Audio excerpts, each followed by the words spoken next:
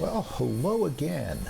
Welcome, as the sign says, to Spokane Airport. It's actually Spokane's old municipal airport, Felts Field, KSFF, and this is Orbix's rendition of it, and it's a hell of a rendition of it.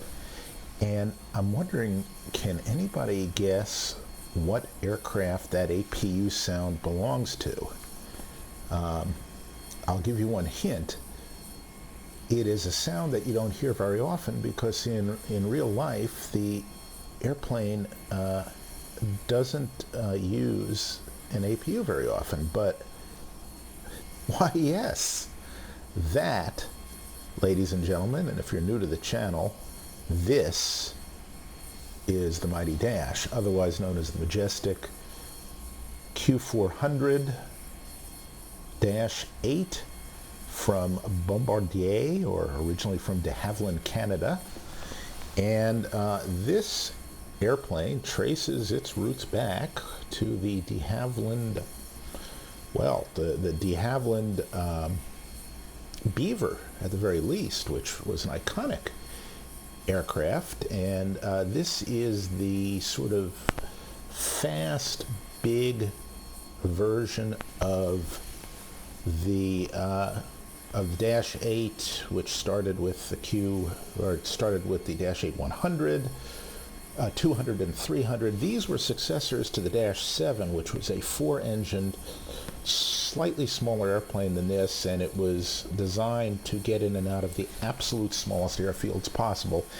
And airlines didn't really run out and demand it. So as they demanded larger and larger turboprops, at least in Europe they did, Bombardier made them.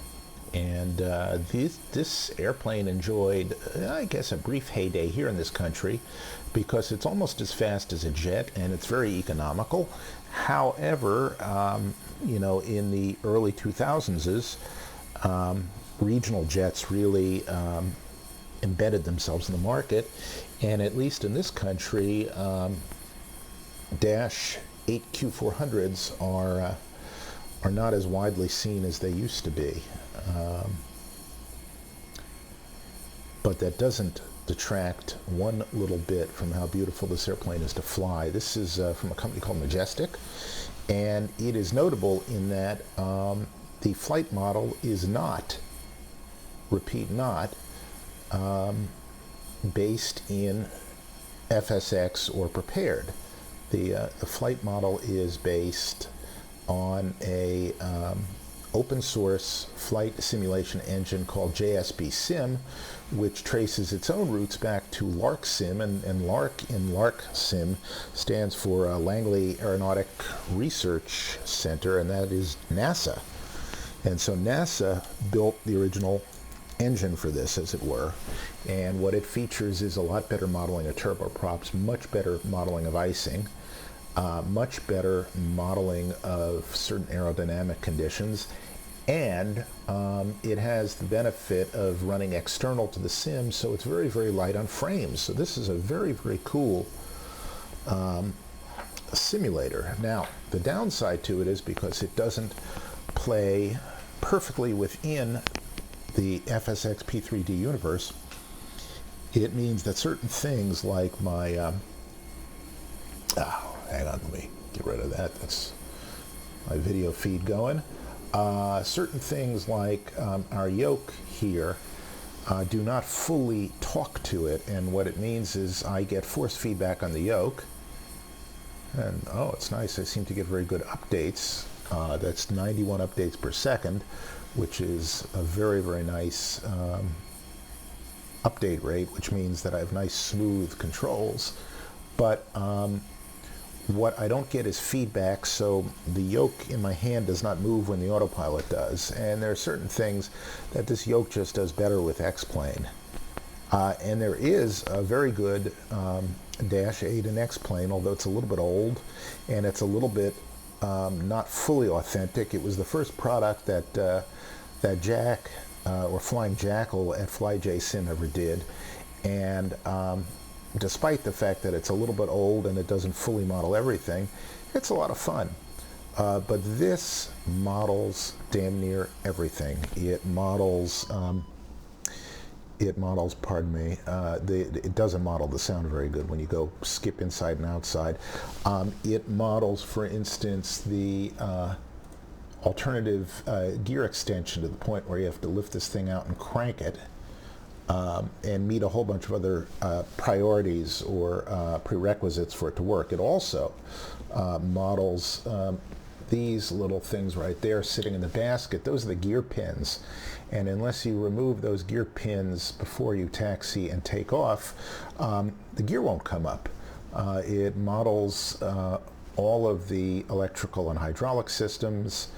It models pressurization. The other thing it models is the HUD, and it models it well. This aircraft can fly. It's one of the rare aircraft that can fly down to Cat 3 minima, which is zero decision height, and practically, depending on the category of it or the subcategory of it, practically zero runway visibility, and it does it without an autopilot.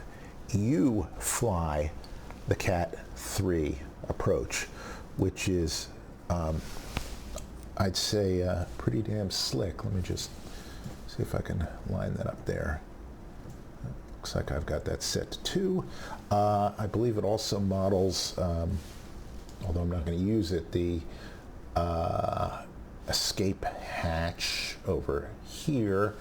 What it doesn't model, because it's a little bit old, is it doesn't have 4K textures, so certain things are blurry, but it's really hard to find a fault with it. And the other thing is, and the reason why I call it the Mighty Dash, is because it just flies so nice. The reason why I haven't flown it in a while is because I got this control loading yoke. It's hard to make work with everything, and I also gave up on P3D for a little while because my computer was a little bit underpowered, and I had a bad case of the blurries and the stutteries, and I didn't want to go through that anymore. And X-Plane, for the most part, is wonderful, but X-Plane also has its flaws, and one of the flaws it has is it's got shitty ground handling and shitty crosswind handling, and Austin over at Laminar has been making noises for years that he's going to fix it, but he shows no sign of wanting to fix it unless he invents the solution first, and he's not an aeronautical engineer, and others have pointed that out. And he has a terrible, terrible case of not invented here syndrome. And let me just test the auto feather here. Boy, it's been a long time since I've played with this aircraft. There we go. Okay, that is fine. It's cycling through everything here. And, you know, it's just, there are certain vexations running X-Plane. On the other hand, there's certain rewards. So I'm not, you know, I'm not horribly down on it. As a matter of fact, I like it enormously. So anyway, today, rusty as I am, we're going to fly from Spokane here, and we're going to go to Bozeman, Montana. It's about an hour flight, and the reason why we're going to go to Bozeman is this. Navigraph Charts, by the way, now uses Jeppesen data instead of Lido or Lido, which means you can read them, or at least I'm better at reading them. But here we go, Bozeman, and here's the approach we're going to fly. We'll fly the RNP into runway 30, and we're going to go from here to Kesset here, and then we're going to go around and around and around and around, skirt all of this dangerous terrain, and come in and end up here, which, if it works, is going to be pretty slick. My own experience flying RNAV approaches with this plane has been a little bit spotty, and in the real world it's a little bit spotty. It's a very grumpy plane. If you don't hit the sequence properly, it won't take, and also it flies laterally these curved approaches perfectly, but to combine them with a kind of glide slope, you're tempted to hit the approach button, but if you hit the approach button, it thinks you're in the final straight in portion of it and presents you with glide slope guidance for that. But if you're over here, it doesn't know what to do, and it sometimes disconnects or throws you into a pitch mode, and then you have to sort of maybe struggle to reconnect it or just give up on it and fly a missed approach. It is entirely due to my unfamiliarity with it. The other thing we'll do is we will program our HUD, and you do have to program the HUD because when you get down to running the approach, it has to know things about what you're landing on, how long is the runway, what's the runway elevation. And so if it doesn't know that, it doesn't present an accurate picture. And since you're trying to use it possibly down to practically zero visibility, if you don't have it set up in a way that you can trust, who knows where it's taking you, and who knows what inferences it's drawing from everything, and what nonsense it's presenting you. So let's first of all get the runway length, and the touchdown elevation is 4462, and 4462 8994. Okay, so we'll plug in 8 9 9 4, enter, and then we'll plug in elevation. What did we say? 4462. Measure twice, cut once. Or measure twice, cut one, I don't know. All right, let's see. Going into Bozeman approach. Get our touchdown zone elevation is 4462. Okay, so 4462, and now when we go in, it knows how long the runway is, and it knows how high the runway is. And now that we put that in and we know that, let's put in our landing elevation right now. So that's going to be, we'll make it around 5,500. That'll be 500 above the field. And different operators do different things with this. Some of them program in airfield elevation, and some program at 500 feet above. And I believe the reason for that is to make sure that the airplane is depressurized when you land, so you can open the doors. But I'm not dead certain about that. Our signs are on, our emergency lights are armed. Okay, that's all good. And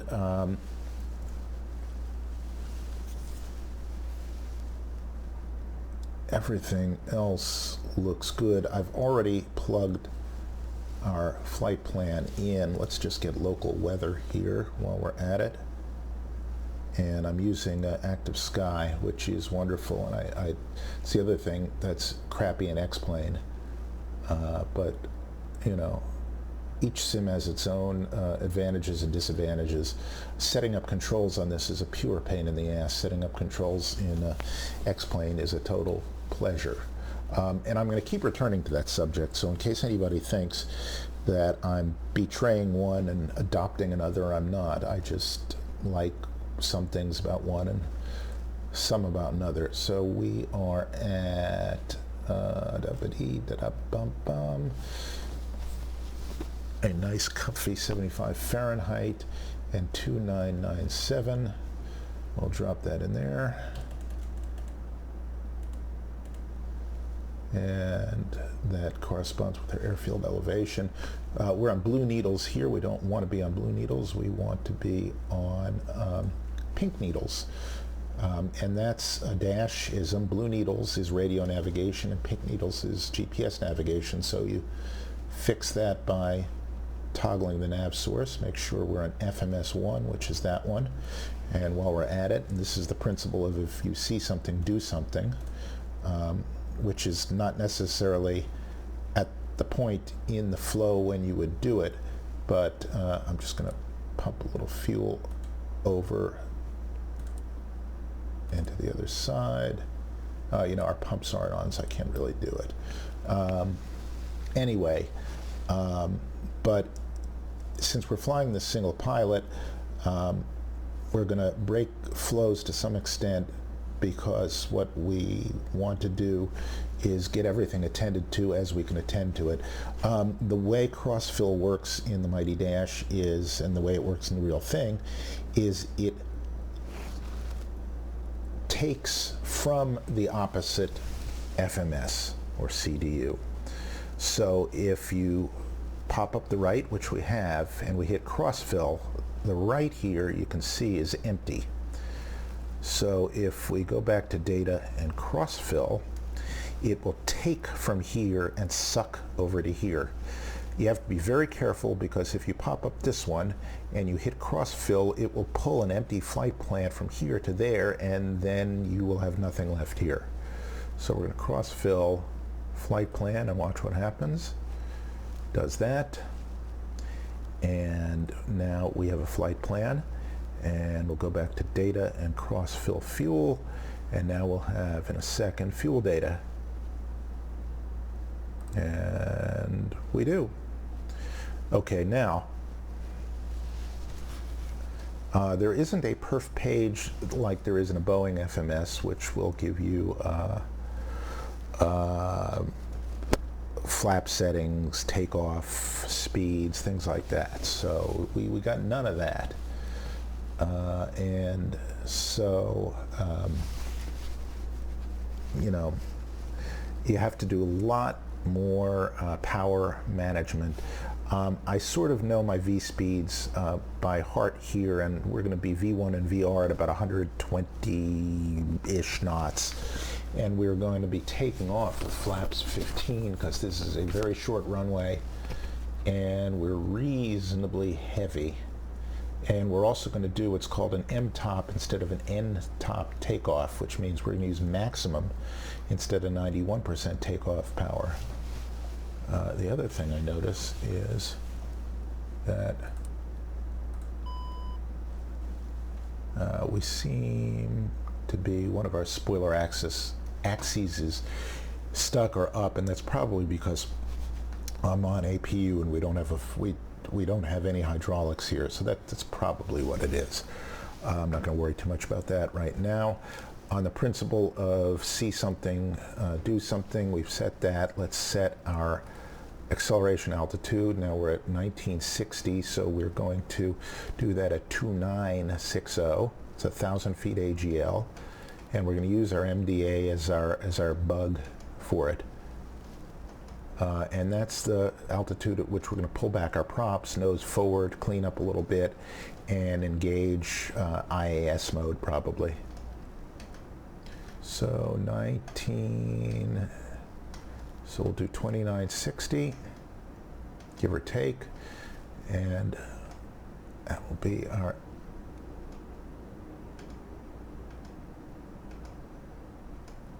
okay, there we go. Let me just zero out our decision height. We're not using it here. And let's set a runway heading. And so, I wonder if my speed keys work for this. Well, they kind of do. We want 219. You notice, or 218. You'll notice it's already in there.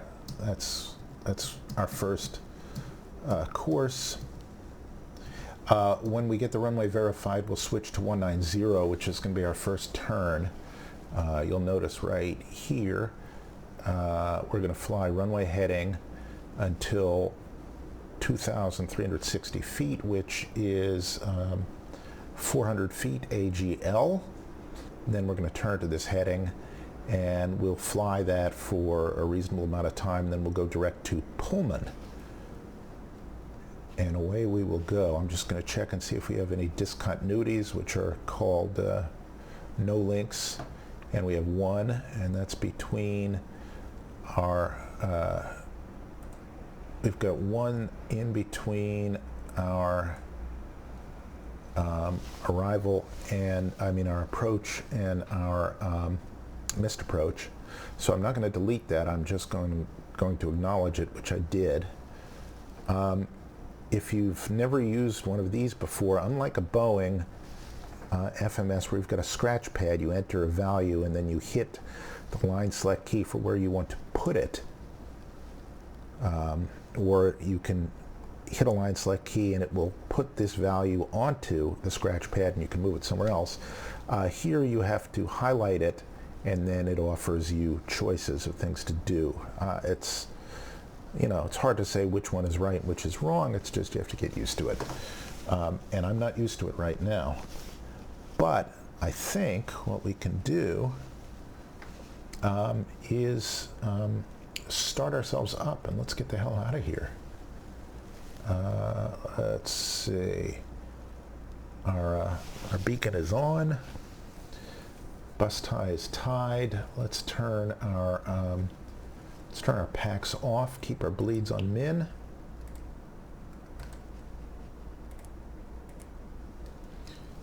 And we're going to keep the APU bleed on. We'll use that to start, although I think it's probably going to be a battery start. These are FADEC engines, so you don't have to do a whole hell of a lot. Start engine 2 first. All you do is make sure your start levers are in fuel cutoff.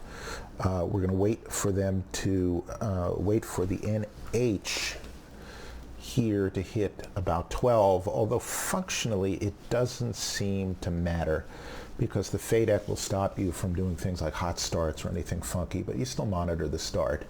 So you just mash that down. And you wait for it to get to 12, and it is. And you just move this up to start. And then you monitor your temps. And I can guarantee you, unless you're the unluckiest pilot in the world, you're not going to over-temp. These engines are bulletproof. All right, we've got starter cutout on the right. Flip this over to the left. And again, we'll just more for superstition's sake than anything else, wait for 12. And we'll also monitor our ITT right here.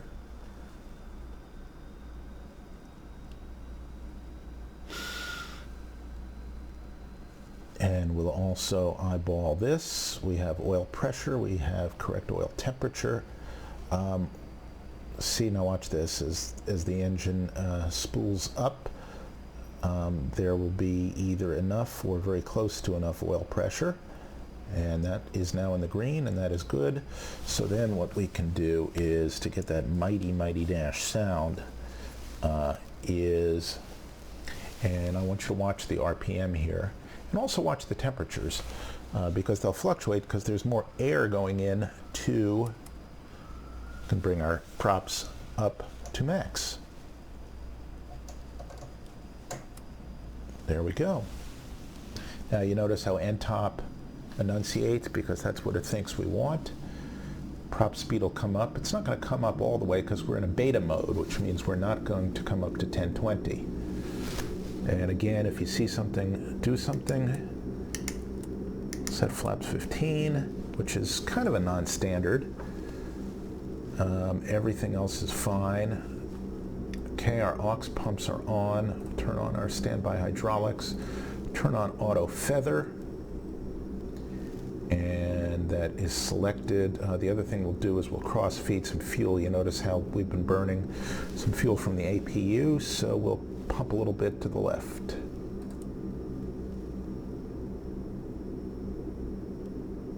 There we go. You see how the left is now evening up? It's a minor thing, but it'll just keep us from being weirdly out of balance or something for no apparent reason. I don't know if they actually do this in real life. This is like a Felix Unger sort of move. It's pretty anal retentive, but you know, we like to keep a tidy flight deck.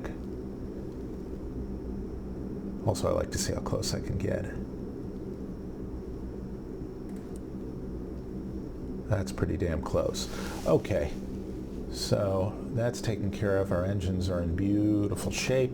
Our takeoff trim is fine. This is the gust lock. We'll get rid of that in a second.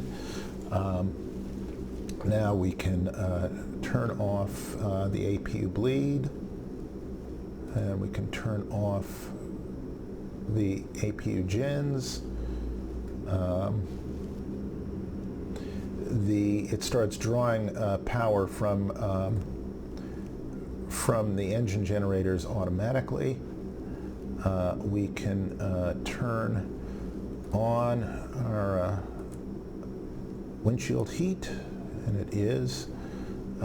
We can turn on our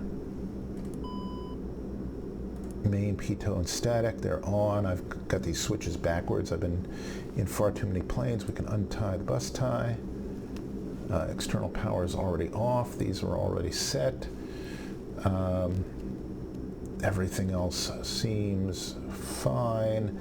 This is probably faulting because right now we've got a landing altitude set and we are below it. So watch what happens. I just want to crank this down and see if that fault goes away. I'll bet you it will. As soon as we get below. Well, I don't want to dump the pressure to make it go away, so we'll just leave that alone. And I believe the only light we've got illuminated here on our caution panel is the parking brake. Okay, that's it. Taxi light can come on.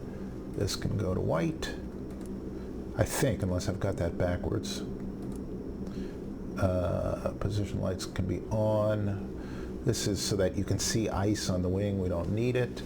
Ignitions are normal. APU is off. We can now turn the packs onto auto and listen to that beautiful rumble there. Bleeds can stay on min. Emergency lights are armed. Let's just test our caution panel here. Okay, that's so that we're not getting an erroneous safe reading because a bulb is burned out. And let's just check our warning lights here. Our advisory lights. Okay, they're all lit up. You actually should do this before you start, but that's just me. And that tone you hear is testing the tone. And I think otherwise we're good to go. Let's just make sure these are open because the windows do tend to fog up. That's because the parking brake is set. Let's turn our system page to all right there. That'll give us a combo of not doors, all. Got some bad click spots here. All. That all? Let's find out.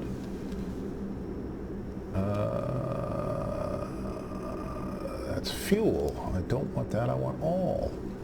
Let's try it again.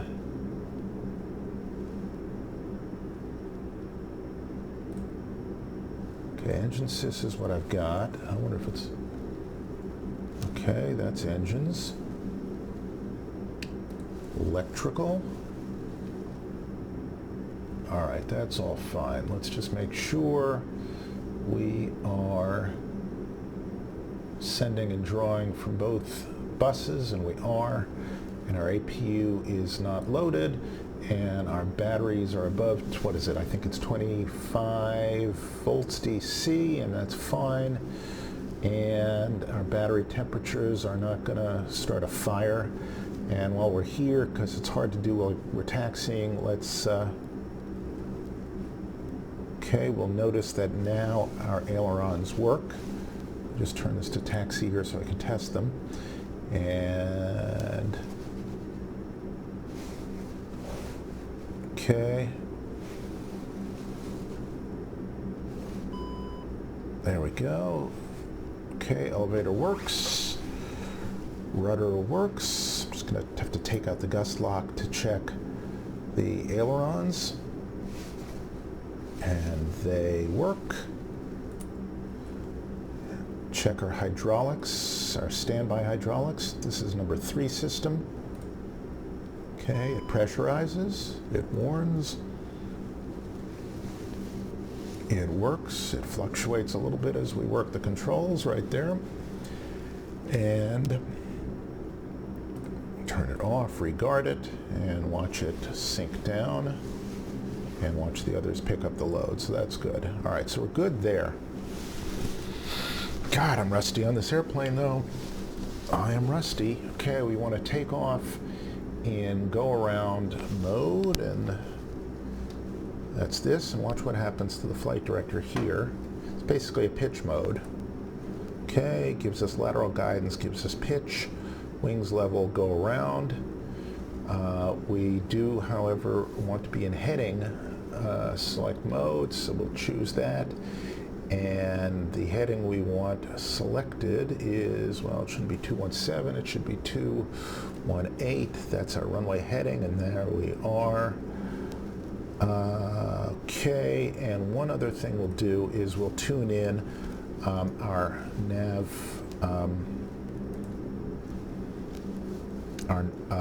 radio navigation aids. So our first is Pullman VOR, and Pullman VOR is 1090, so we'll put that in. Oh God, we'll use our ARCDUs here, which is the radio control panel, and we'll put in VOR 1, we'll put in 1090, highlight it 1090, toggle it out of standby. We'll also put that in our nav2, that way we can actually look at both as we do it. And it's a way to check to see whether we're on our GPS course by seeing if we're on the right inbound course to this VOR, just as a sanity check, and that's not what I want to do. Then our next VOR is Whitehall, HIA 1137, and that's a VOR DME. So put 1137 in there, and 1137 in here. Now, I think it's Whitehall that's the important one because, well, first of all, it's the initial approach fix, but I think it's also involved in the missed approach, but let me see. No, missed approach is to these right here. So, missed approach narrative is, I don't know how to read Jeppesen charts as well as I thought. There should be a narrative for the missed approach. Here it is. Climb to 8300, track 303 to Huxon, and then to these and hold at these, climb in the hold to a safe altitude, and then we go back and do it all over again, which is probably to FIDEP at 8300. So we're good there, but we're not going to deal with that just yet. So get rid of that, and I think we are good to go. I've mapped the tiller on this airplane to a thing on my throttle, so it could be just a little bit hinky. Turn on our taxi light. It is on already. We have our transponder squawking altitude. We've got a little bit of, that's 22 right. We don't want that much. We want about 12 units of right rudder trim because of the enormously powerful engines here. We'll turn our weather radar on now. We will have it in weather alert mode. We will tilt it a little bit up because we're going to be climbing and want it to have a nice look at where we're going to be going. And methinks we're good to go. Altimeter is set. No, we're not good to go in the least. We have to set our V speeds. So V1 is going to be 120. VR is also 120.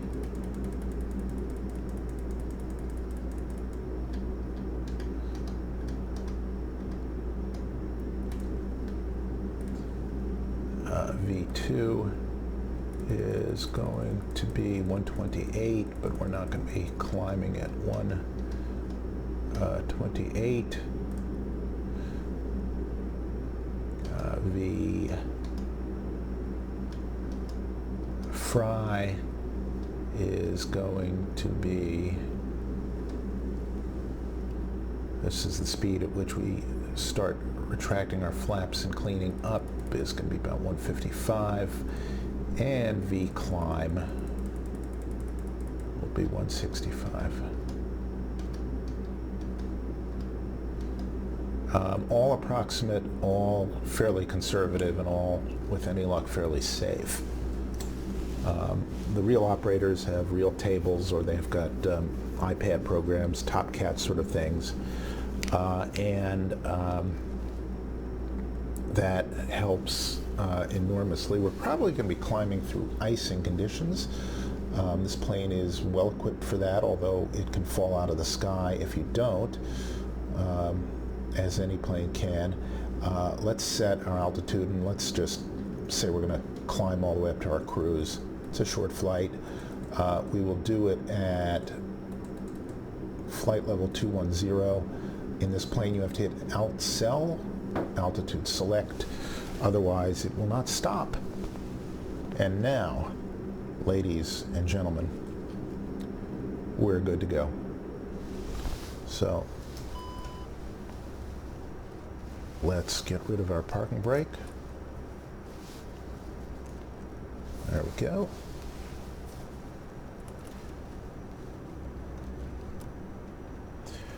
That clicking, by the way, is whether or not we are in beta mode, and that shows that our engines 1 and 2 are in beta mode.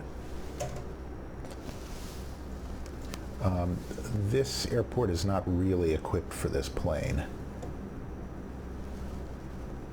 Just be totally honest about that. And it's been a while since I've steered anything with a tiller. I'm just going to cut this a little bit wide here. And this is going to be just a little bit tight.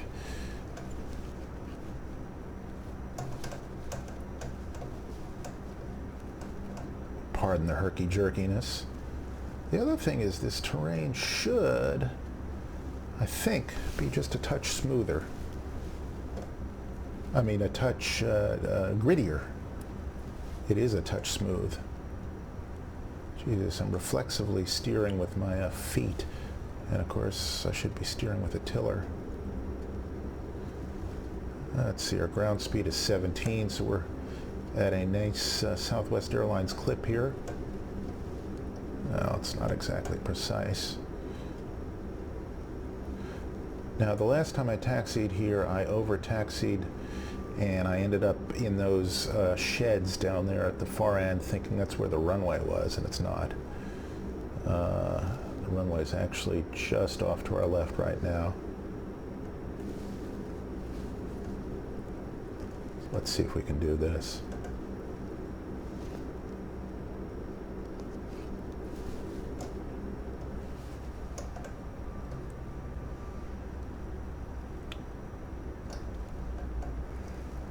I don't think I've got really enough room to make this turn, but we'll do what we can.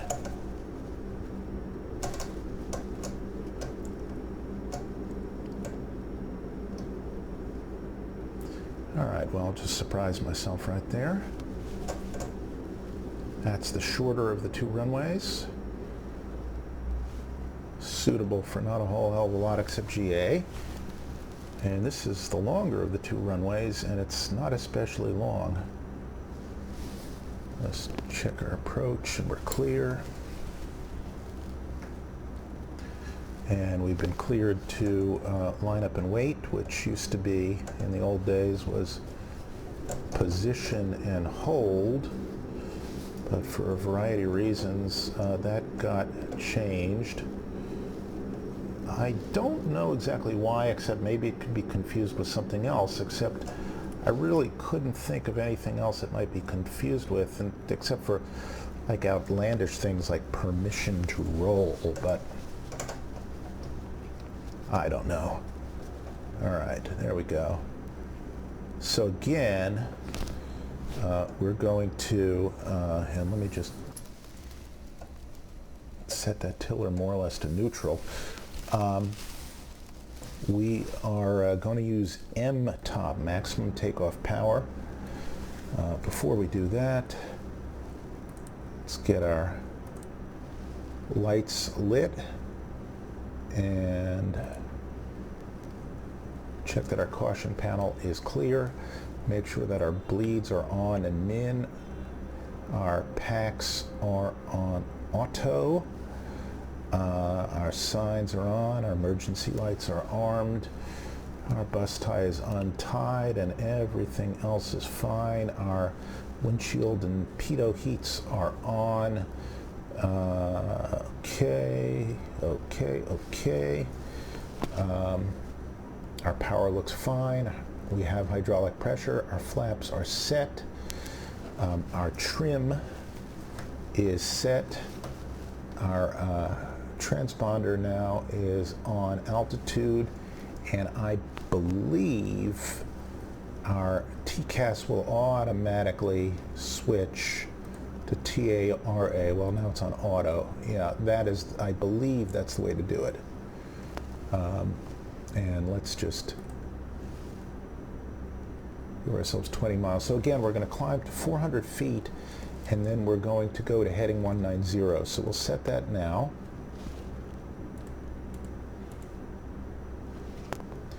And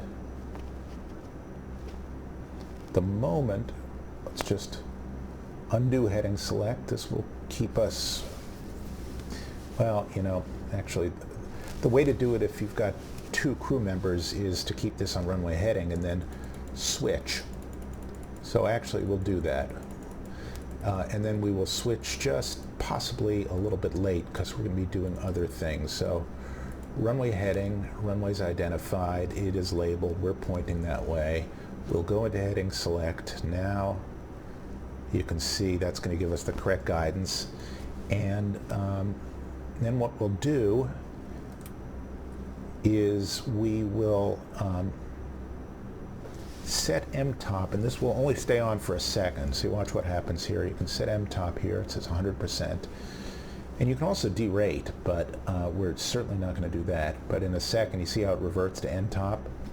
So let's go to M-top. Let's ram our power levers to the index setting, and it will give us 100% power. And let's go.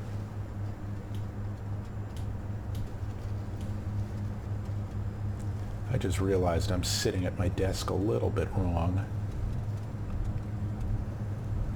Now, as you can see, this is not the world's longest runway. All right, there's 80. Okay, we'll make it.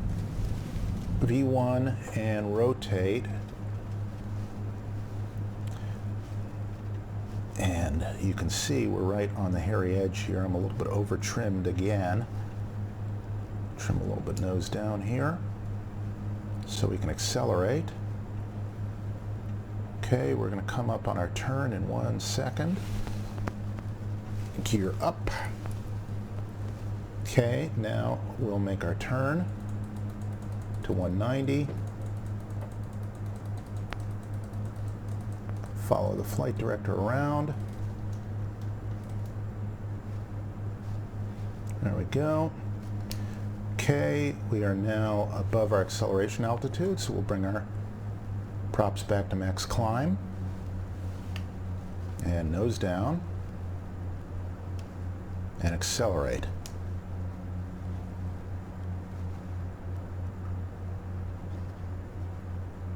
Now, because we're heavy, I'm going to nose down a little bit more here.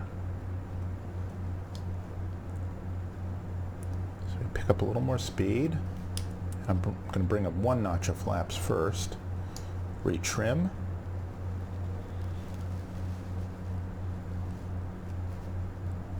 Retrim a lot. Okay, now we can clean up the rest. We're going to accelerate to 165 and we will get into IAS mode.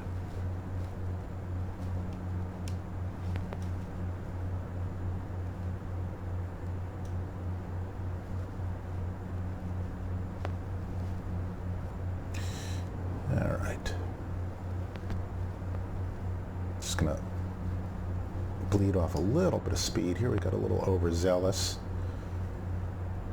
As soon as those flaps started coming up, okay, we can climb at this, and we can engage the autopilot. And now we can go direct to Pullman. Let's just make sure we're engaged, and we are. And so let's go direct Pullman. And that's 5 on the list. And that is fine. We'll set our heading to match. Now, as soon as we turn onto this course, I'm just going to verify it with our radio navigation. So the way we're going to do that is we're going to take a look over here. And we're probably not close enough or high enough to receive Pullman. I'm just checking my climb performance. It's pretty good. Our flaps are up. All is well. We can turn off our auto feather and our standbys. There we go. Now we've got 2 hydraulic systems. All right, so that is Pullman. So we'll adjust the right-hand course here until we're direct to it. And there's an RMI needle for it as well. Yeah, we're direct to it. Okay, that's good. So that verifies that. And we're going to climb into a little bit of icing in a moment. There's our outside air temperature. We're not there yet. There's our climb performance. It's pretty damn good.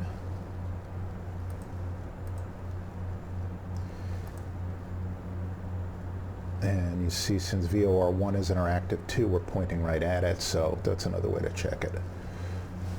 And I just forgot how to turn off those RMI needles, but here's how you do it. So I can turn them off like that with this little switch down here. So I can tune in an ADF. Now you see it says ADF1. Now it's the VOR1. And now it says off. FMS1, it gives us an RMI needle that coincides with this. It's kind of useless. And there we go. Let me zoom us out a little bit.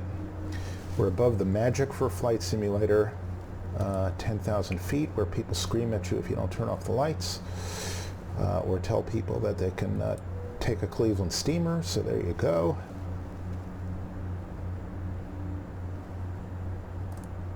Turn everything off, except for our strobes. There we go. We're good. We're good. We are also pressurizing appropriately. Yes, we are. And now we can turn our bleeds to normal. And I believe we're good to go. So now we're just going to monitor icing through the climb. The other thing I'm going to do is, since I failed so miserably about it in the last video, I'm going to light up a cigar. I'm on vacation. I'm actually going to be flying over, well, close to this territory, depending on the winds, flying out to San Francisco from here in New York. And so the last time I flew, the last time I flew to Los Angeles, no less, the winds aloft were so unfavorable from west to east, about close to 150 knots headwind. We kinked our route way to the north to get around them, because where the jet stream was, and we ended up, to get to Los Angeles, mind you, flying almost over northern Wyoming. We went over the eastern Great Lakes and then just skirted Montana. So, and in so doing, I talked to the flight crew before. Came within about 15 minutes of having to divert somewhere for some extra fuel. So they loaded a lot of fuel, but they also loaded a full complement of passengers and bags and freight. So they would have had to make a stop somewhere. And I think it was, I'm not sure, I think it was going to be Denver or Phoenix. But, and that's not like saying we were 15 minutes when we got to Los Angeles of running out of gas.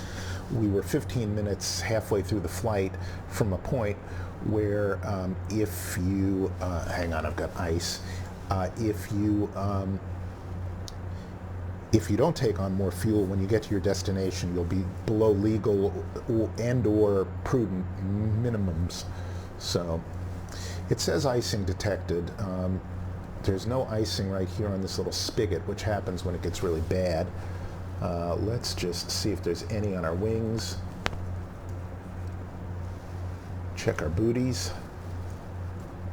No, our wings are clean too. We just went through a momentary little bit of moisture here, and that's probably what set it off, and you can see it's not on anymore. So it's very conservative, and that's kind of the point. Why on earth would you not want to be conservative about that? Okay, we're coming up on standard altitude. We'll set standard altimeter. So there we go. Okay, there we go. Now, since we've throttled back a little bit and the air is getting thinner, I need to take out some of that right trim. In the Mighty Dash, every single power change, because of the difference in prop wash and torque and all the rest, is accompanied by a rudder trim change. And this yaw damper button does practically nothing. The plane is very, very long, and it's very easy to, well, not run out of rudder authority, but to overpower it to some extent. And I've heard the joke among Mighty Dash pilots that this mainly exists as just an additional light source for the panel. So, just a light to look at. I don't think we're going to have very gnarly weather. I'll check again, but last time I checked, we were looking shockingly visual, and I don't really want it to be, but you know, we've got a cool approach to flight no matter what. So here we go. Now I'm lighting up this cigar. This is a Davidoff, which back in the day used to mean Cuban, but of course is no longer, made in Dominican Republic. And there's a great old cigar store. It used to be called De La Concha here in New York, and they were bought out by Davidoff. Okay, 1,000 away. Let's just make sure it levels off. Outcell is armed. When that light chimes, what you want to do is check on the flight mode annunciator there and make sure that outcell is lit up. Otherwise, you'll just merrily climb right through your altitude. So, De La Concha was a beautiful old cigar store in Midtown Manhattan, not more than a block away from Carnegie Hall. And it was a great sort of neighborhood place, but they also had just really great cigars and really good salespeople. And hang on.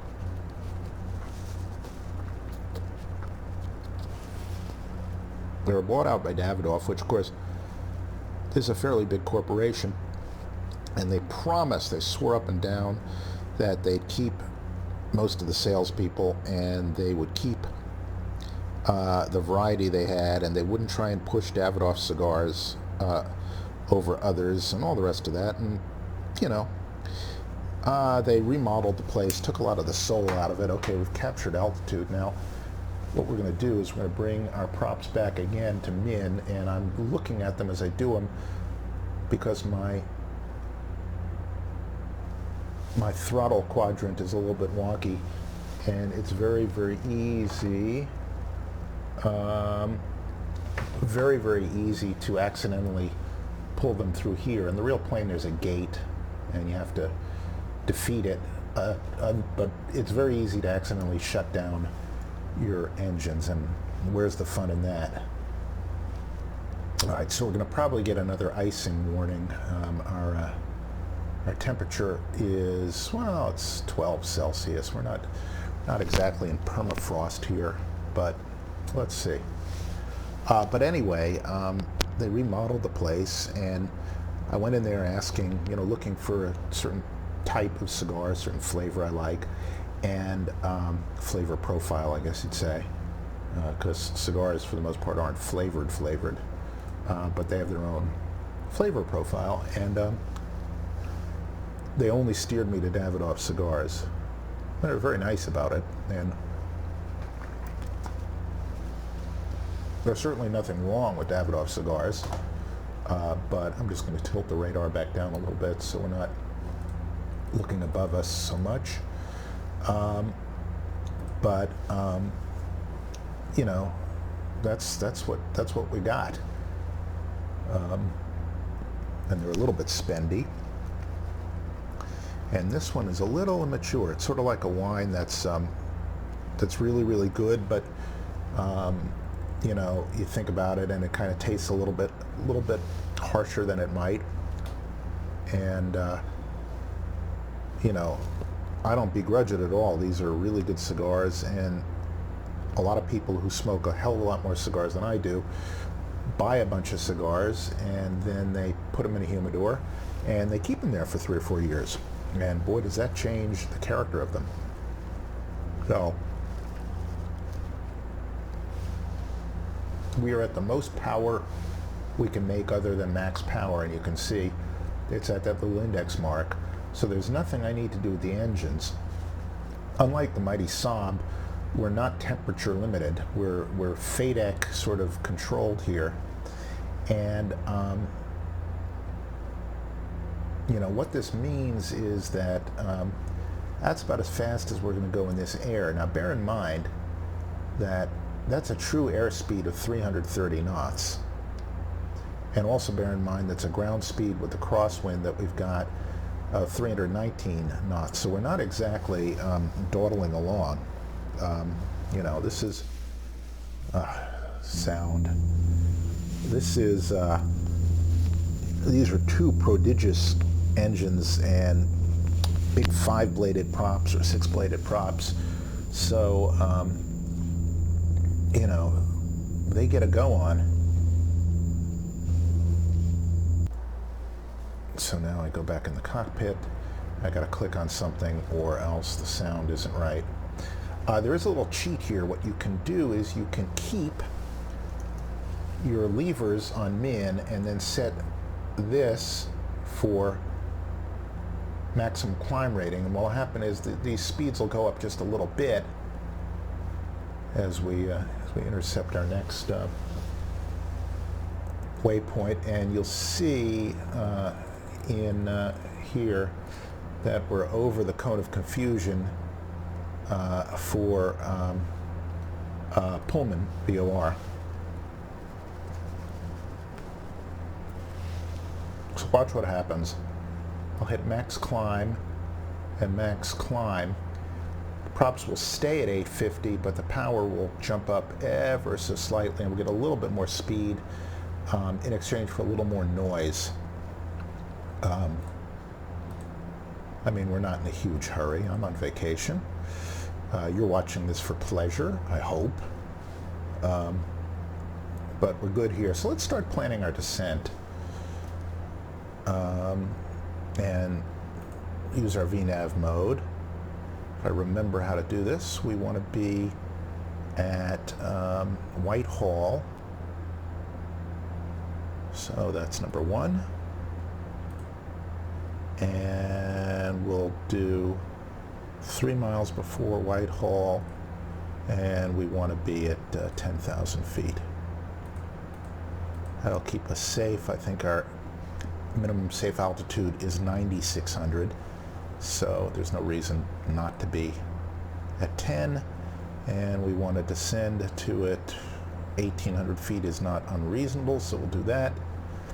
That gets us about a 3-degree glide path down and a TOD in 27 minutes. So we're good. So what we'll do is when we get within a few miles of the TOD, what we'll do is we'll spin our altitude window down to 10, and we will not hit outcell because we're going to be flying this VNAV all the way to the ground. So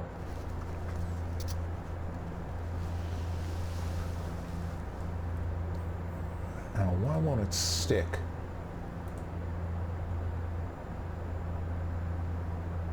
Oh no, the way to do it is the reverse, is to set the props to 900 and set the power to max cruise, and that gets us a little more speed, but it makes it noisier.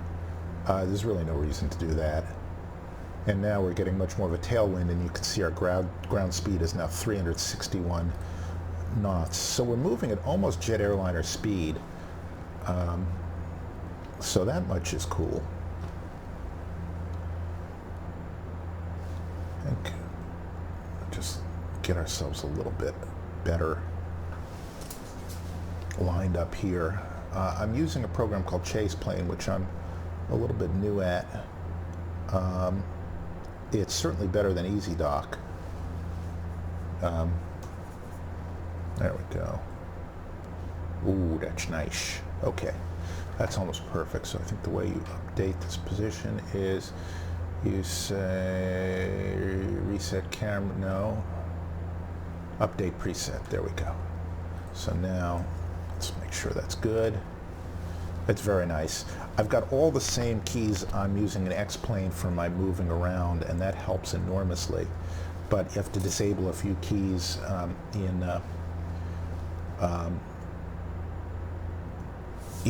prepared, otherwise it will clash. And we're coming up on a great big dam here. I want to say it's the Bonneville Dam, but let me double check which dam it is.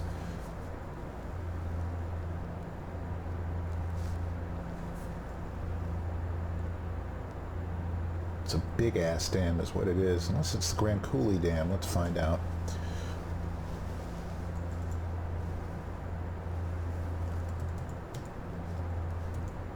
No, I don't want that. want that. All right. Points of interest, I suppose you'd call it. Whatever it is, it's one of the massive dams that went up during the Great Depression, which was also like a massive burst of government spending to get the economy going again. And it did the trick. That and World War II, which is also an enormous burst of government spending, did the trick without getting too heavily into any political or economic theories or theories of political economy. It worked. So let's see. Well, it's this dam, whatever it is.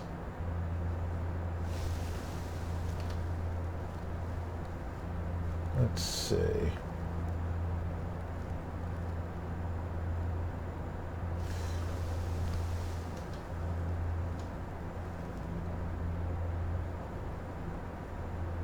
Let's find out. That's the Dworshak Reservoir. Let me just make sure we're not overspeeding. We're not.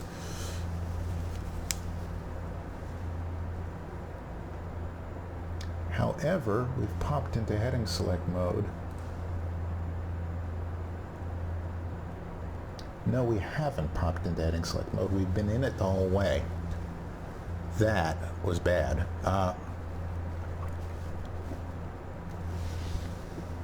What I was doing that whole time when I was squaring up the heading bug was basically flying the GPS course, more or less, in heading mode, which you can do, but not sure why you would if you've got a whole airplane set up to do this. So we were within about 2 miles of our track. That's not the way we should be flying the plane.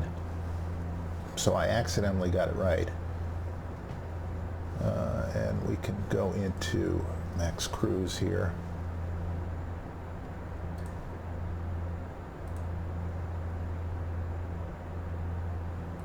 That's interesting. Well, this can be grumpy, so I think the way we reset it is by moving it to max climb. If I recall, and then we move it down to max cruise. Well, here, first of all, let's try this.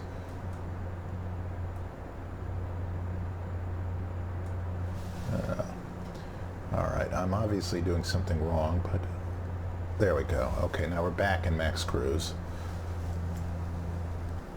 And I will work on exactly how to do that for a future installment. I used to know, I'm ashamed to say. Got a little bit of weather coming up. Let's get the weather in. Hang on, I do want a Dworshak Reservoir.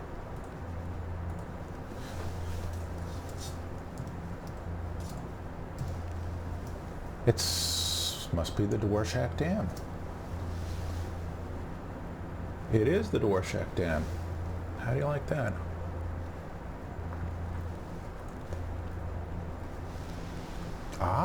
And it's a later development than the Great Depression, than the Grand Coulee and the Bonneville and all the rest.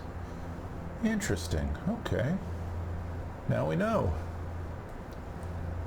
Thank you, Mr. or Ms. Dworshak, for that lovely dam. You probably got a plaque. All right, so weather. We could do this through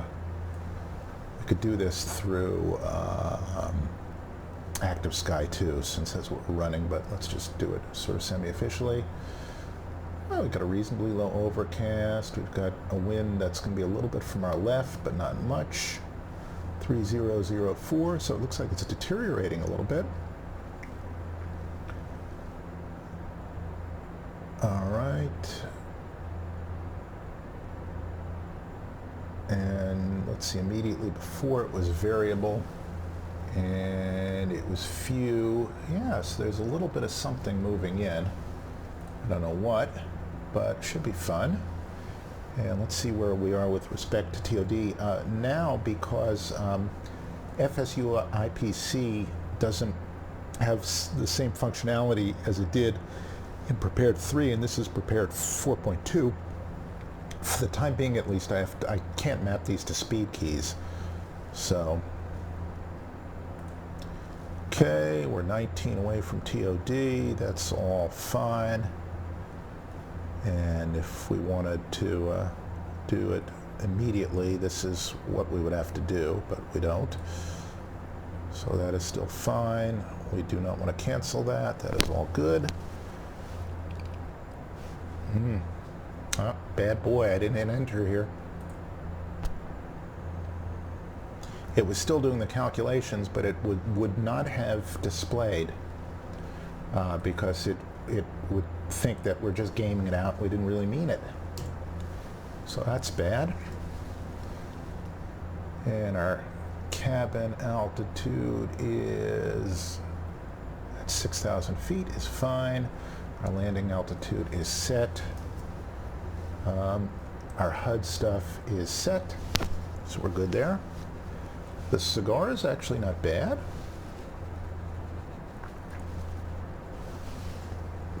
And the scenery is damn good. Let me see if I can, I don't know if I can do this in oh, here we go.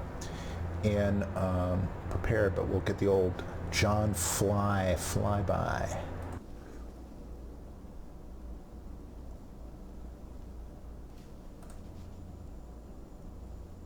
It's definitely better in X-Plane. Different angles, that's all.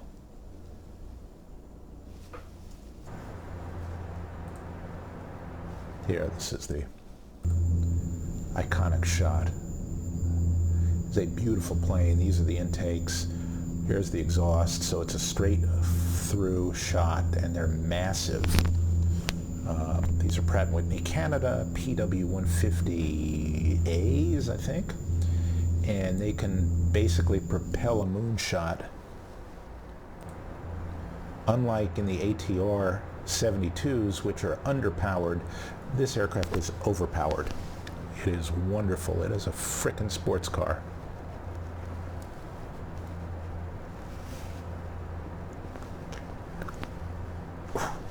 If it were any sportier, speaking of sporty, we're getting a nice tailwind here. If it were any sportier, it would be wearing a Speedo. And boys and girls, you do not want that to happen. By the way, a gentle shout out, I know, I hope, I think, I've got some female viewers, and that's why I don't say boys or gents, because I've met far too many women who are pilots. My aunt, Mary Ann, was a private pilot, although a lousy one, but in all fairness, she's a lousy driver too. Had an all-female flight crew on our last flight out to Los Angeles. The pilot, the captain who landed that Southwest 737, which had the uncontained engine failure and that tragedy, was, I believe, the first female fighter pilot in the Air Force. And Southwest clearly hired well. So to all of this channel's female viewers, welcome. And I'm really appreciative of the fact that all of the viewers of this channel seem to be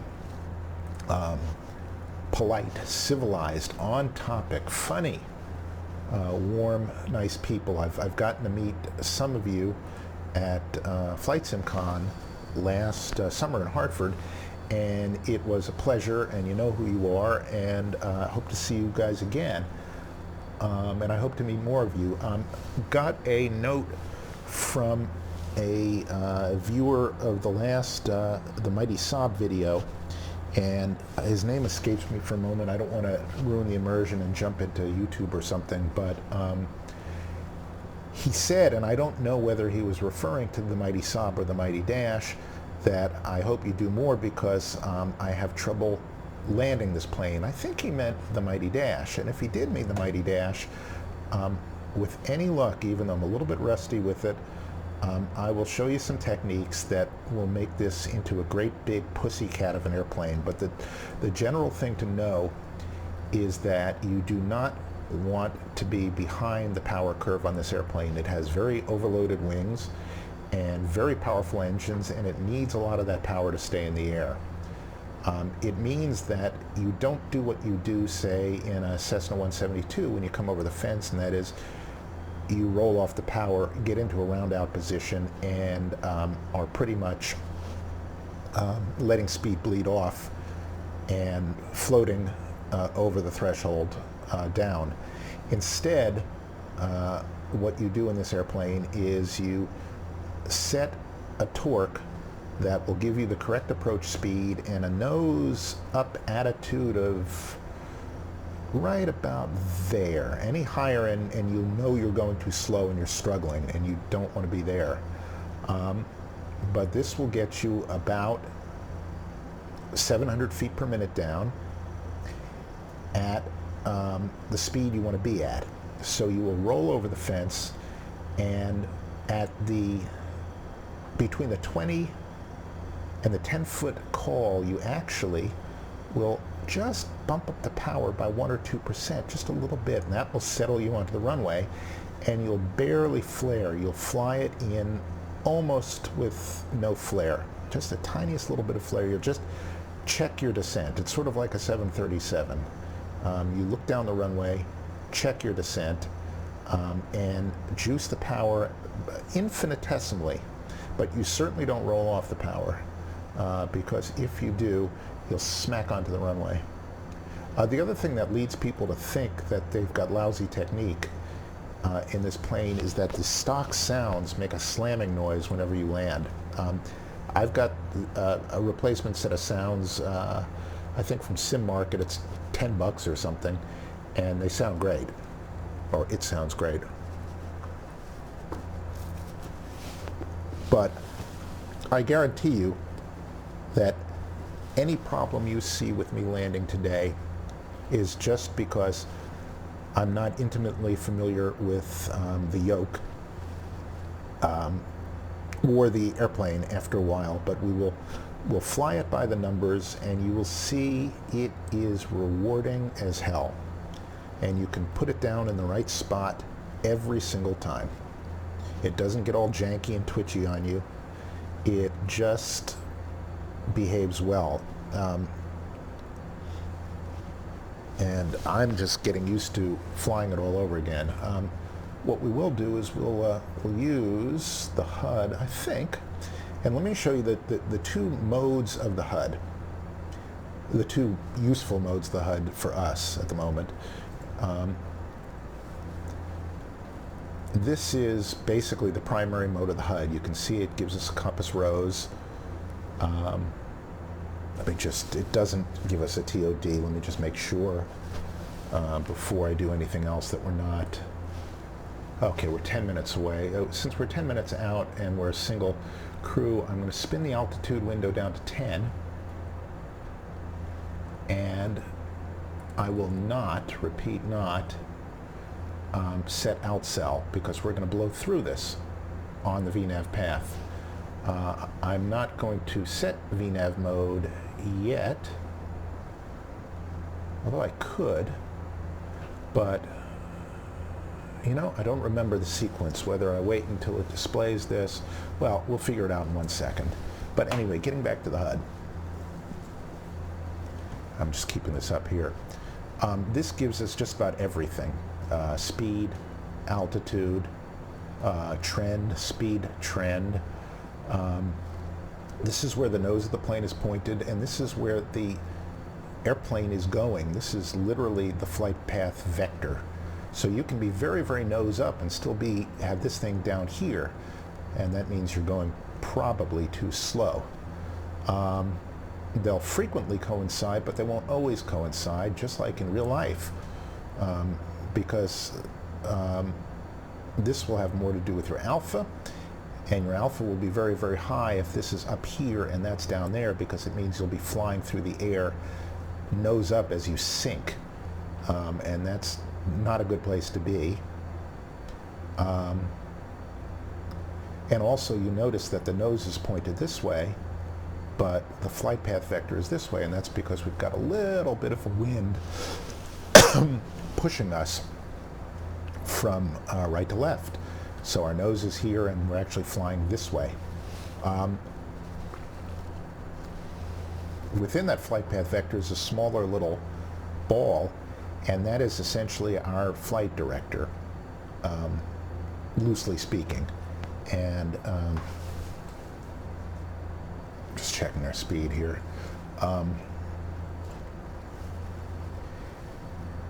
What you do to fly this, as you would a flight director, is you steer to align this little ball inside this bigger ball with the two little wings on it. This is your speed trend here, and once we set our landing speeds, which we should right now, and I never remember which is the right one,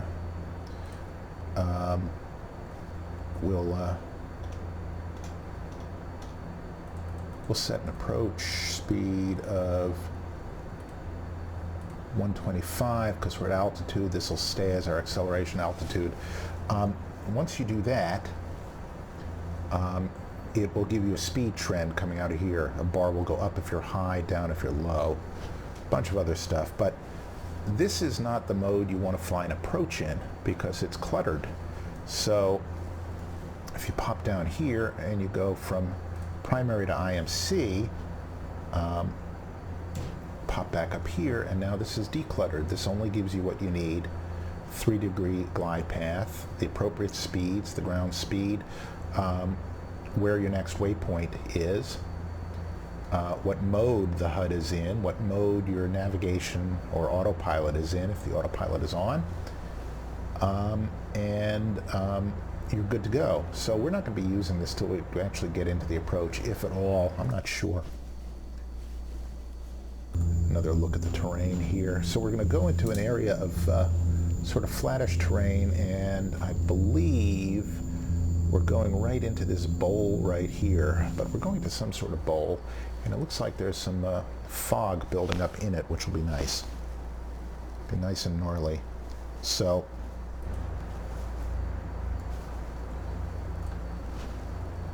all right, so we're 6 away. Let me just arm VNav. I believe that's what we do. No, maybe not. Oh no, we can't hit it until it displays the little warning, and it should do that in about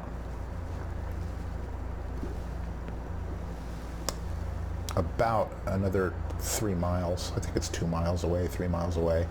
There's our TOD, as you can see. There's our distance, and since this is on a 40-mile range, and that's 35, we're just doing little sanity checks as we go. The other thing we'll do real quick is we'll switch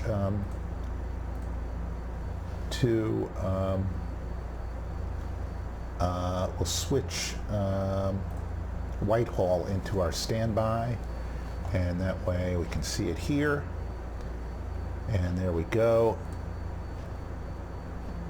and we can tune a direct-to course to it right now so we can see where we are.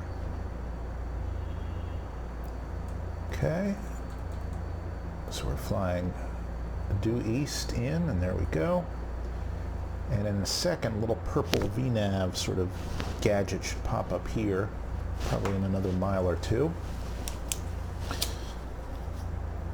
It's just riding a bicycle, in case you haven't done it in a long time, is just like flying a plane. Which reminds me, something else I haven't done in a long time. I'm traveling tomorrow. I'm mostly packed, but I need to do my laundry.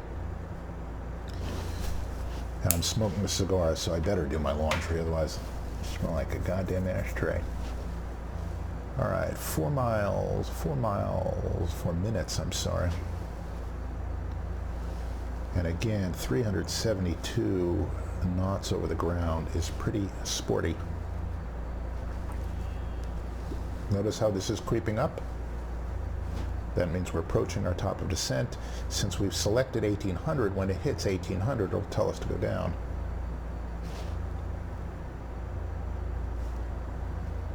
I think maybe it's 2 miles before it starts to enunciate this. Let's see.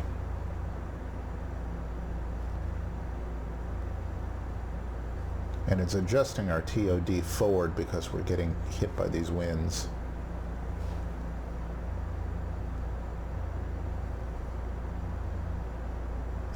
Is it in minutes or miles? Maybe it's within 10 miles.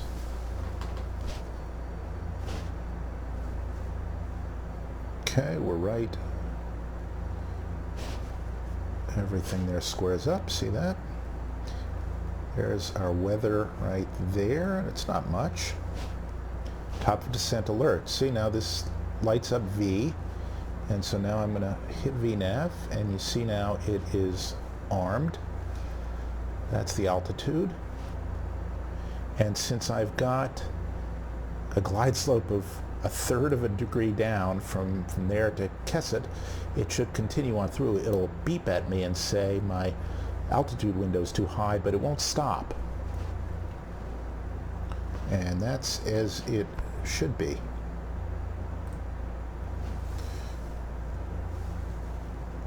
So I think we're good to go.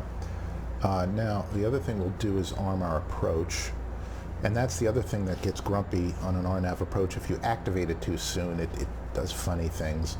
So we'll go to nav. No, it's not even offering, so we're not even within range. That's fine. But since we're about to start going down, let's just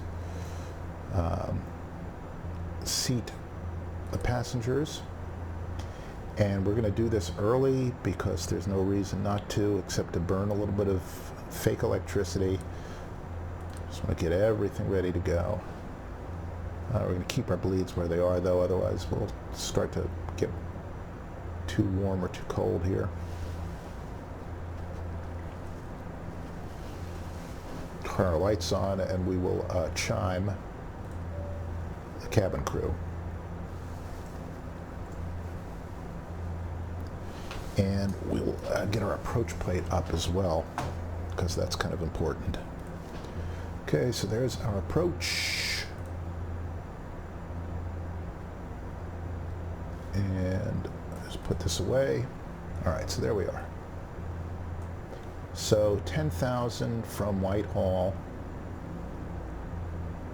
to Kesset. We can come down as low as 8,600. It's 30 miles, so it's going to descend us very gradually in a second. I mean, very gradually once we get to Whitehall. And we'll spin this down until ultimately we'll spin this down to our decision altitude, which is going to be, well, let's see, 4462. I'm going to keep our MDA here and make it 5,500 for the okay, now you see that bar is approaching. In a second I'll have to roll off the power or we'll go too fast, but we'll move this. I'm going to let it creep up a little bit because I'm a rebel.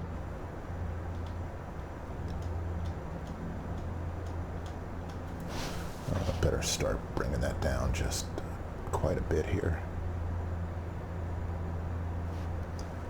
Otherwise we will definitely overspeed.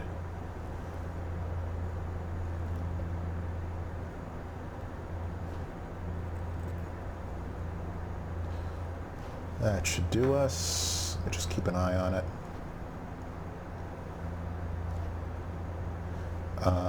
We'll have to decrease it a little bit as the air gets thicker, and you notice now we've changed our power, so we should change our rudder trim until that comes in, like so. And this is the fastest we're going to be going in the flight. We'll keep an eye on icing. We've got plenty of fuel. We are balanced. We are going to be landing flaps 15, so that's good.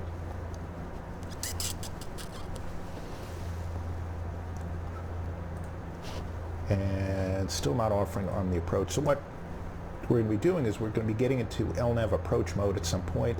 We'll continue to follow this, and our decision height, even though we shouldn't use decision height because this is a well, it is a precision approach, but you generally use decision altitude unless it's a Cat 2 approach. And this is not. Okay, so there's 5,500 feet, and our decision height is 280 feet above the ground. And the other reason is in mountainous territory you don't, because the ground keeps changing as you go over it. So there's 280. And we'll set our altimeter, which is, what was it, 3004, if I'm not mistaken. Double check it.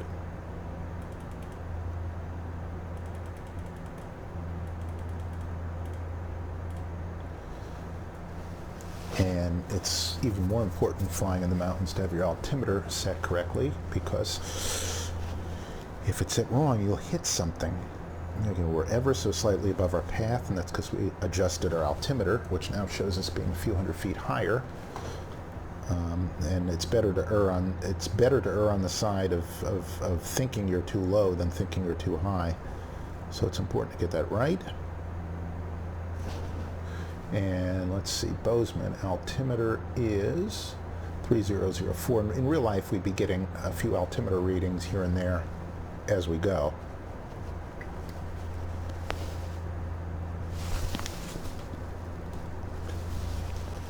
This is sort of coming alive into a very nice smoke. Unfortunately, hang on, we're over speeding here a little bit here. As predicted. Well, we're right on the hairy edge here. Let's not live quite so large. That's because the air is getting thicker. That means there's more of the little pesky little molecules stacking up and doing wingy things on the wing. All right, we're clean of icing, that's good. So we're basically going to follow a VNAV path all the way down. Have a very gentle descent from here to Kesset. The approach should activate to some extent here. It should display LNAV approach. And we'll go all the way around, and technically we'd be spinning down our altitude window bit by bit by bit by bit, and listening to it bark at us as soon as we miss our little target, except these are 1.5 miles apart, so I'm just going to bring this down to airfield elevation, which is going to be, what's our min here, is, since we're RNP 11, or better, I think we're RNP 0.1, not 0.11, 280 or 4742. So I'll put 4750 in the window.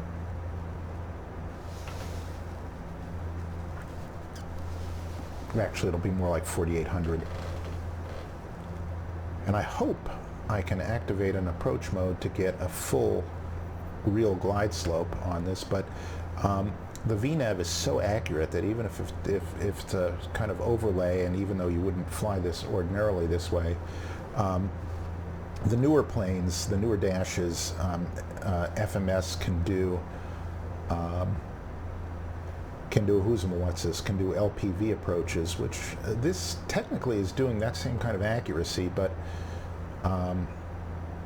it calls them different things, and this okay, so there we go. We're 1,000 away from our altitude, so I'm just going to spin that down to what did we say, 4,800. And that way it just won't complain as much. And you can see the airport is, well, over here, and we're going to basically loop around through this bowl, and there is the nasty terrain all around us. So now watch. I'm going to have to add power, because as we cross Whitehall, it's going to shallow out our descent. See, right there? Because now we've got a good 36 miles to go before we get to our next altitude restriction. And you notice it is descending us, but it's descending us ever so slightly. But it is doing it. So it's doing yeoman's work here. So yeah, we've got 39 miles here. So I'm going to let the speed decay to below 250. We'll try to fly the first legs of this approach after Kesset at, you know, about 180 knots, 190 knots with 1 notch of flaps, just so we can be slow enough to make the turn, and we will fully configure as we go. So by the time we roll out of that turn, we should be at about, I don't know, about 14% torque, flaps 15, props 850, and that should do what we need to do. But for the moment, we're just going to haul ass in here, because why the hell not? Turn our bleeds to min. Again, we're doing this a little bit early. Okay. Our signs are on, our lights are on. I'm going to set this to reduce noise profile landing and move our props forward, and you'll see instead of going all the way forward, they stay at 150, and they will stay at 850 the whole time unless we do a go around, in which case they will automatically advance to 1020, which is great. And so there you see our altitude is still creeping down here, and we're still 30 from Kesset, and I should eke in just a little more power. And again, because I've changed my power, we're out of trim with the rudder, so a little right trim gets us back. Also gets us a little bit better gas mileage because there's not as much drag. We're flying in a slip, in essence, just a slight side slip. Okay, speed is stable. Looks like we're not going to go through anything convective, but this might be moist. But let's see what the OAT is. It is, at the moment, it's plus 16. It'll probably be reasonably close to that, lower to the ground. So I don't think we're going to be in any icing trouble, but you never know. If we do get in that trouble, we will open these ducts or close them. I always get it backwards. Turn on our boots and turn on our prop anti-ice, and that should do us.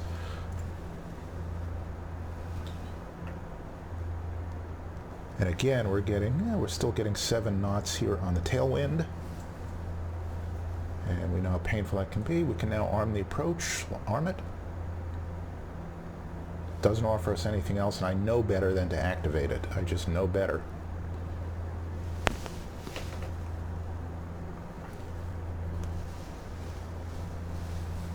And we should have, yep, we've passed Whitehall. Flying away from it, we've made a slight turn.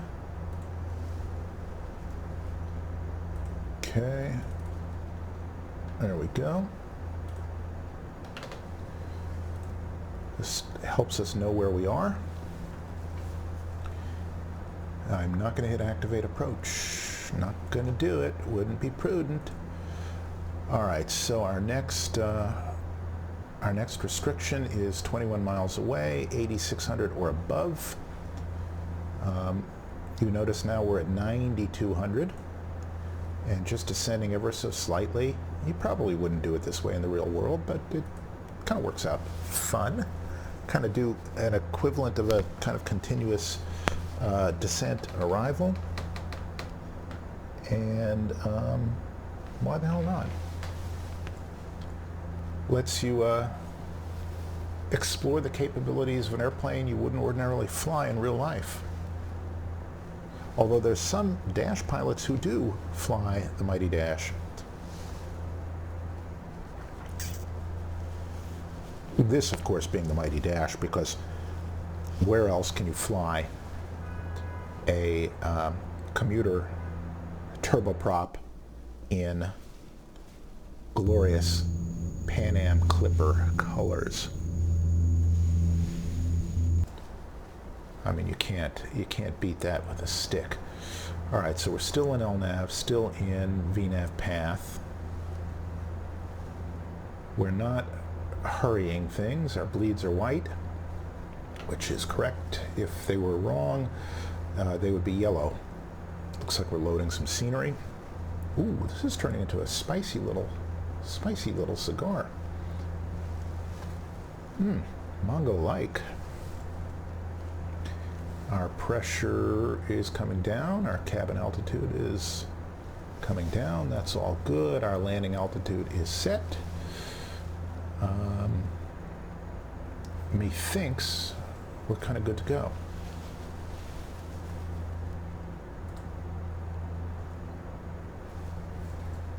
There's our HUD, which we might use at the right point. Okay, that seems to be the right speed. And you can see the wind is dead behind us, and now you notice how our flight path vector and our nose are almost identical, and you can see how we're going down a little bit, but we are very so slightly nose up, which is fine. We're not grossly nose up. We're not in danger of crashing. We're at 230 knots, and we're coming right onto our first altitude restriction, and we're 9 miles away. And if this thing is any good, see, we're coming down 100 feet per minute. Then we're doing okay. We're looking for this to change to LNAV APPR, which it should, and I'm going to do nothing else to this airplane.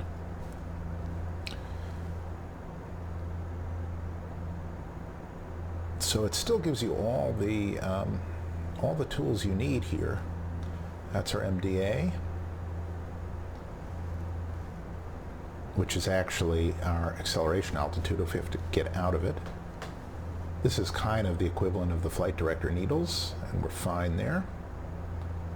If I were to put a notch of flaps in, well, we'd be too fast for flaps, but if I were to put, see, there's the airport over here-ish, and so we're come swooping around these mountains here.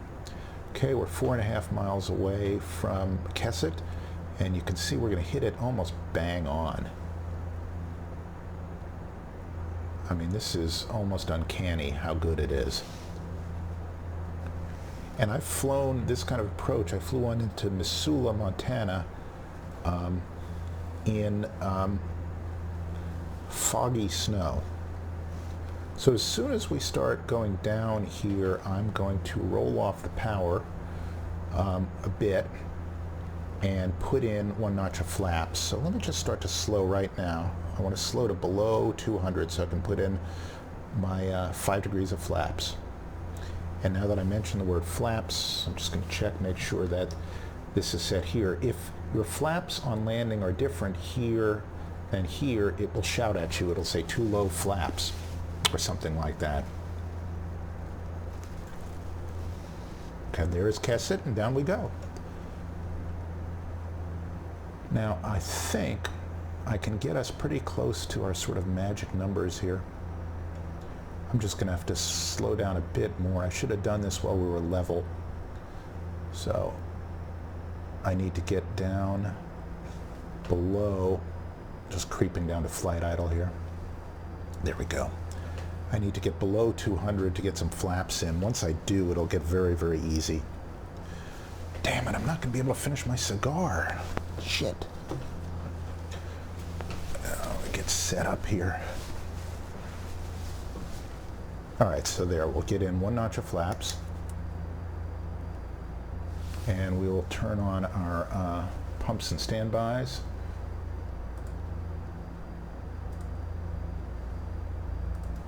There we go. Okay, now we'll adjust the power up a bit because we're at flight idle here, which we don't want to be. Be right about there.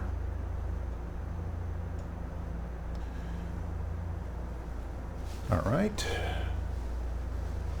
And here we go.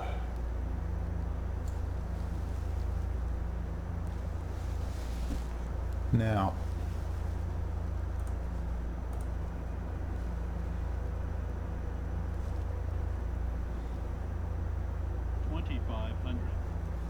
okay, we'll bring in the gear.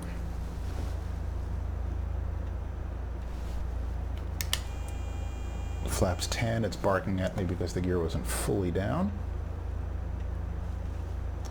And we're going to get fully configured. Now you notice it says our target airspeed is low, and what that really means is that I put these things in reverse, but it's too late to do anything about it. I'll just memorize my speed. Alright, so now we can bring this down.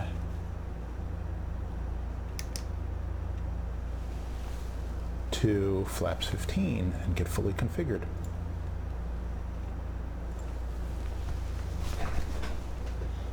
So I remember we have to be about 125. You know what I'd like to be though here? I'd like to just put this up here. That way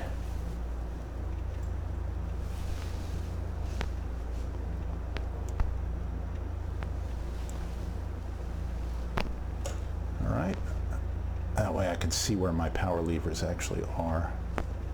So we're going to slow and slow a bit more.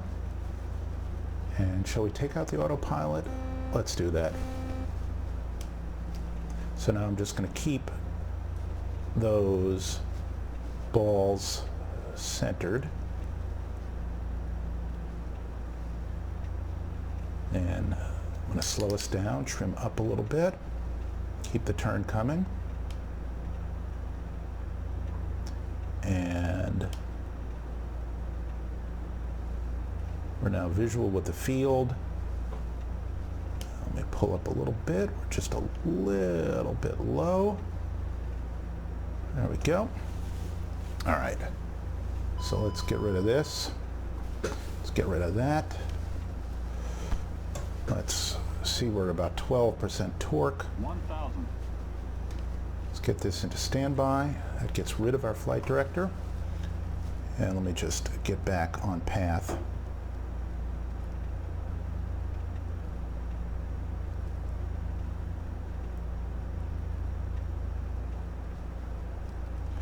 I'm just going to pull up a little bit here, bring in a little more power.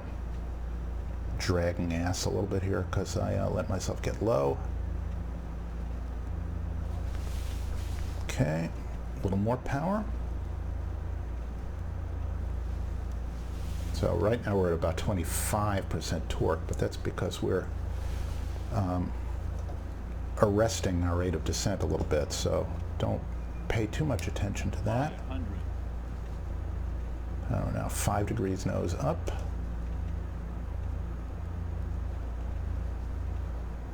Yeah.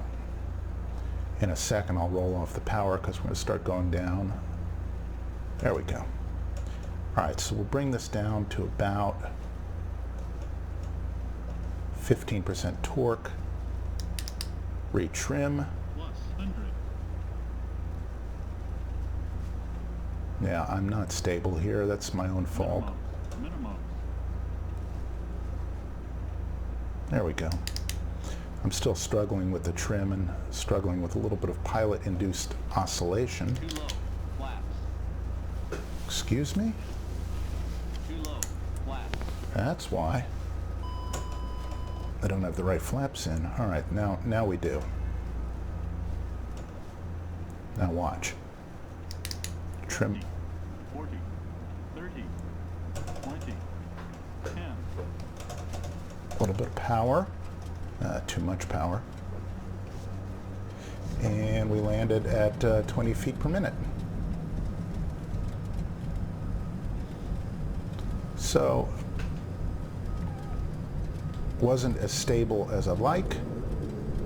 We'll go into beta here. You don't need reverse. You almost never need reverse. Although, probably would have liked to have made that turn. Anyway, let's just see if our tiller works. It does, okay.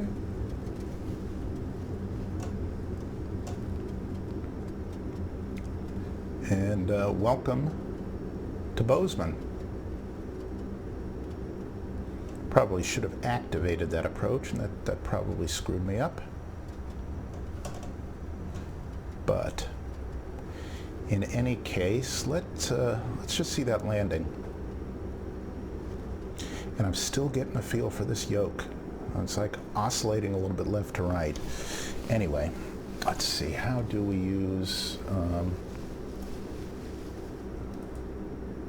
instant replay, loop replay. So I was not stable at the end because I had the wrong flaps, and you notice how that barked at me. And my power was a little bit off, and my flare was a little abrupt. Here, let's just, we have to wait for it to loop. And this thing is idiotic.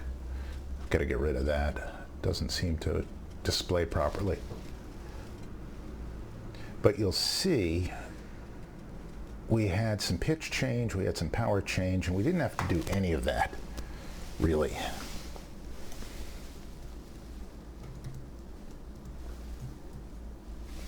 Here, let's get a better look at it.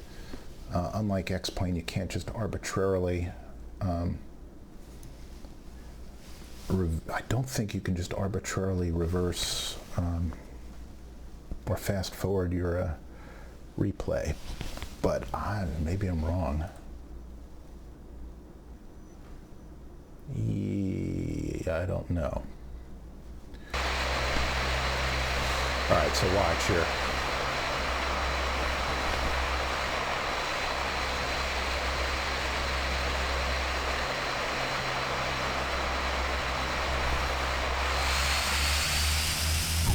So you see that? Pretty as you please. A little bit too much flare. A little bit too much flare. And actually what we really want to do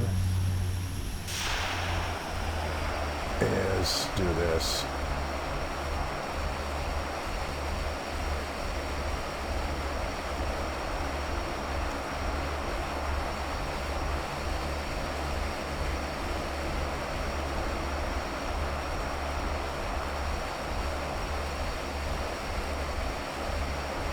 I don't know if that's going to work.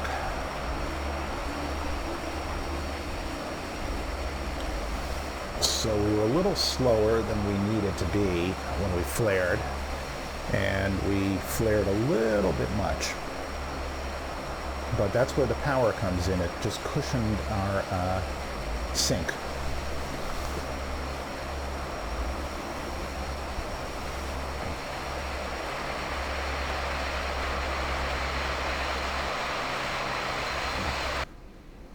All right, let's see what this looks like from the tower as we wait for the thing to loop again.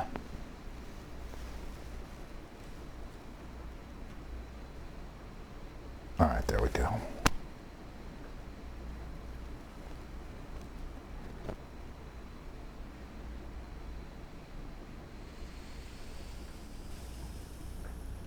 That's a little exaggerated because of the perspective, but it's a little bit too much flare, too flary.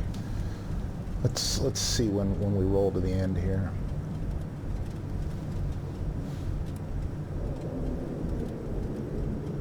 If I'd flared just a little bit less, I would have gotten a little bit more of a sink rate, but I wouldn't have run the risk of a tail strike.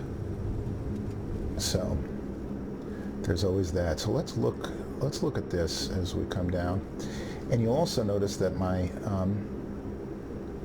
power was a little higher, and I hadn't taken into account that we're at almost 5,000 feet, so it's going to affect our V speeds, and it's inexplicably set it back to the very beginning, but all right. But it affects our V speeds, and it affects drag, and it affects drag on the props, so, or torque on the props. So instead of wanting to be at about 13 to 15%, you probably want to be at about 17 to 19%. Oh. So there, you see we're 5 degrees nose up, and you really should only be at about 3.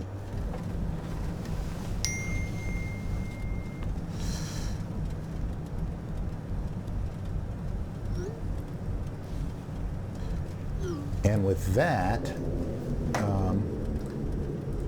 I think we'll leave it there.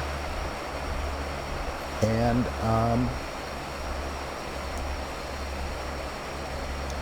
we'll make some more flights in this plane and get the hang of it a little bit better. And until then, I'll see you all next time.